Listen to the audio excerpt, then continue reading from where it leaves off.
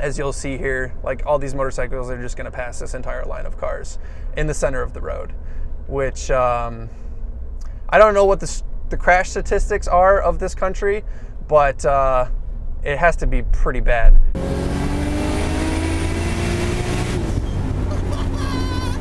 Welcome everyone to another episode of Eat, Sleep, Drive, and this is a very special one. I'm super excited. I'm in Costa Rica and I want to show you guys what it's like to drive in Costa Rica because it's very different than driving in the States. There's a lot of different rules here, we'll say.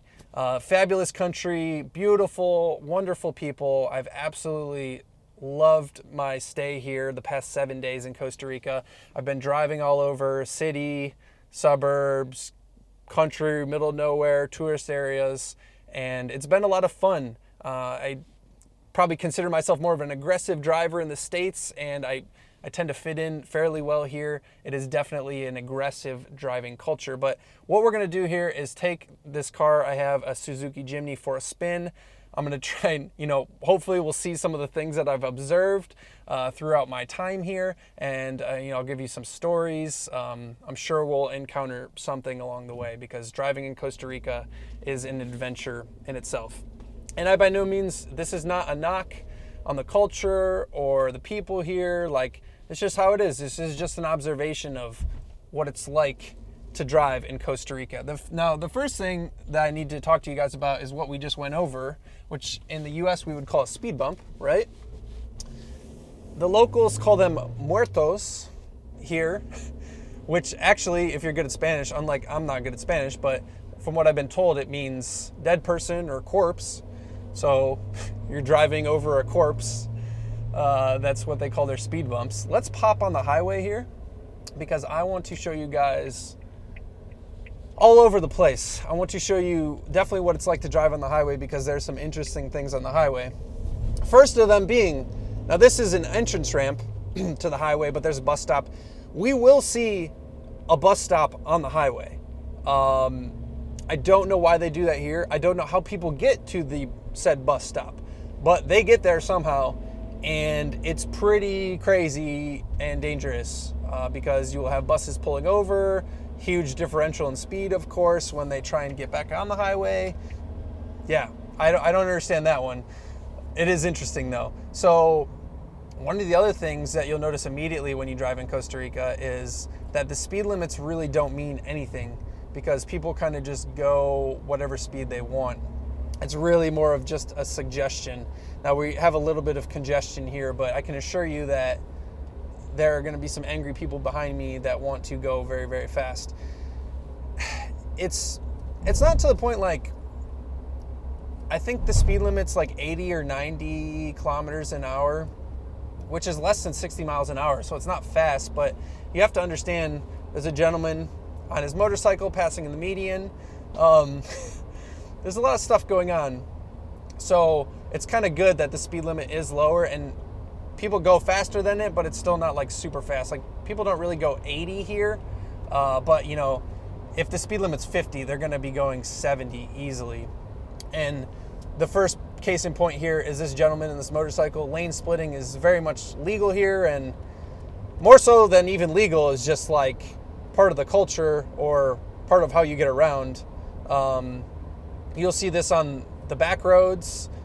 Motorcycles will go wherever they want, and they will go in between cars. Lane splitting is a thing in the US, in California, but they definitely take it to an extreme here, for sure, especially, like I said, on the back roads, because they'll just really just pass you wherever you want. I'm going to get over because this guy in this Honda Civic behind me, he's got an intercooler on the front of this thing. Nice. He definitely really wanted to go. So here's a bus stop on the highway. I don't know. I wish I could tell you why, but it's pretty interesting. So huge, different, wildly different cars here.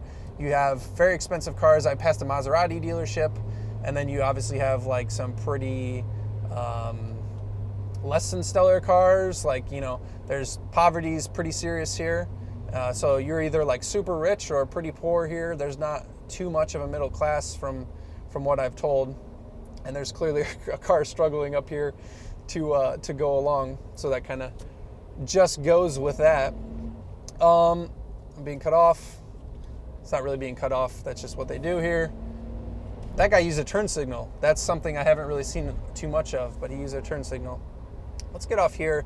I want to show you guys kind of driving, pardon me, not on the highway, because there's plenty more stuff that is quite interesting when you're not on the highway. Motorcycles are really big here, especially in the remote areas. I think just because they're significantly cheaper. Cars are very, very expensive here. There's a huge tax on them. And, oh, okay, this guy, oh, can you guys see that up there? A Land Rover is flat towing another Land Rover. I'm glad you guys saw that. Just part of the Pura Vida life. So they use this term Pura Vida, which basically you can use for hello, goodbye, and everything in between. Pura Vida is sort of a lifestyle of just like whatever, just whatever. Like this guy, he's going to pass everyone in this line and just kind of cut over. It's really a free-for-all, man. Like it honestly is a free-for-all. It does work, though, somehow. One of the things to note, as I almost rear-end this guy, is that if you are in an accident in the U.S., go ahead, Mr. Motorcycle. If you're in an accident in the U.S. and your car's not disabled, like what do? You pull over to the side of the road, right? Like that's what everyone does. Not in Costa Rica. There's actually a law that if you're in an accident, you have to just stop exactly where you are and wait till the police show up. So the problem with that is it causes massive backups, huge traffic, because people will get in a very minor accident and not be able to leave the scene and just have to sit there. So I don't know why that is. I've been told they're trying to change that. Here's another good example. We are on a very main road, and this gentleman has decided to park. Well, okay, he broke down, but let me tell you, like, it is not uncommon for someone to park there. Like, the parking here, you can park wherever you want.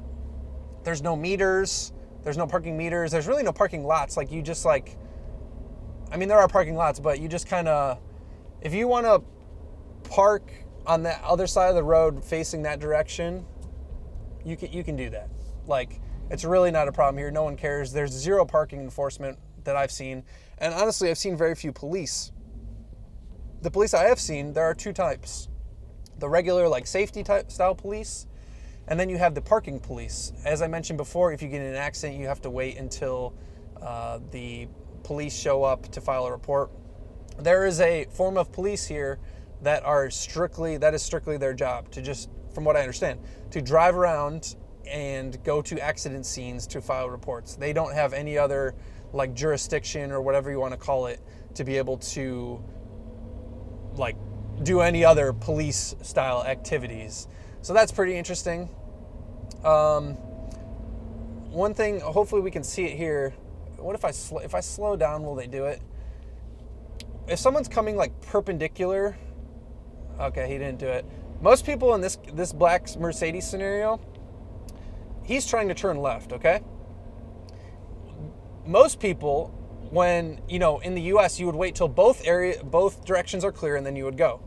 In Costa Rica, most people back there would have waited till there was a clearing in my lane, and he would have just pulled out, and I would have had to have stopped, and then he waited till there was a clearing in the other lane and then go. Like, he doesn't care about everyone behind me that's just, like, waiting for him to turn left. That is a very common thing here. Don't know why, but no one seems to be bothered by people that do that. It's just, like, a very acceptable thing to do. Oh, and passing on a double yellow line around a speed bump, no problem.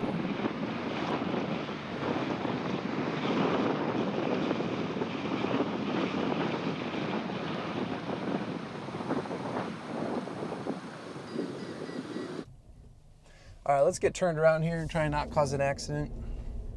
Go as the Ticos. Tico is a local, what Costa Ricans refer to themselves as. You will not see a whole lot of signage in this country, so you won't see street signs really, and that can be quite difficult because the directions that they give you here is not like go left on Main Street and right on Martin Luther King. It's like drive to the McDonald's, go left, go until you see the statue of a pig, and then turn right, and then you're there or whatever. The directions here are very weird, and like places don't really have addresses.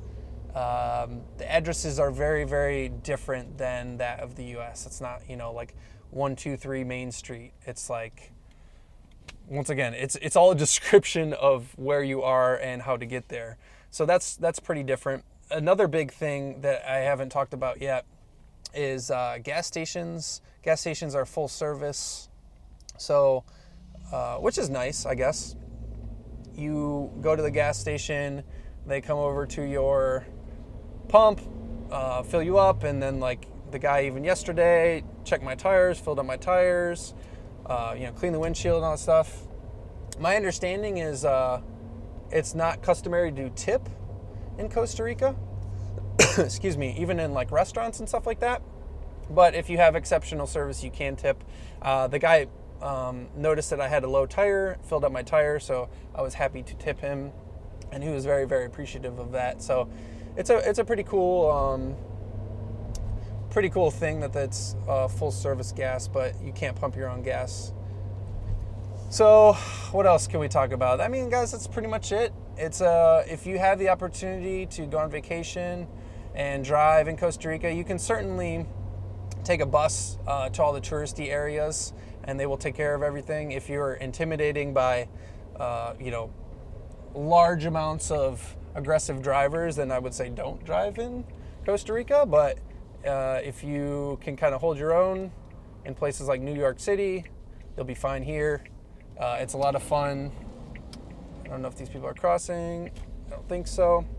That's another good point, is that people, dogs, motorcycles everywhere. So you really always have to be on your game in Costa Rica if you are going to drive, because for everyone's safety, definitely. I haven't seen a lot of distracted drivers here, which is nice, something that you see in the US, because you really got to be looking out where you're going. So I hope you guys enjoyed the video. This has been a little bit of a different trial run of videos for me. If you haven't seen my last one, I reviewed this car in depth, the Suzuki Jimny, which I absolutely loved. And it's been a fantastic car, honestly, for Costa Rica, because it's small and it's a four-wheel drive. So when you get on very crappy roads, which do exist here, and dirt roads, rain, it's nice to have four-wheel drive. So, appreciate you guys watching as always. We're gonna try and not cause an accident here, but this is what the Ticos do, so I'm just gonna go. Appreciate you guys watching as always. Let me know what you guys think in the comments below. And I look forward to seeing you guys on the next episode of Eat, Sleep, Drive. See ya.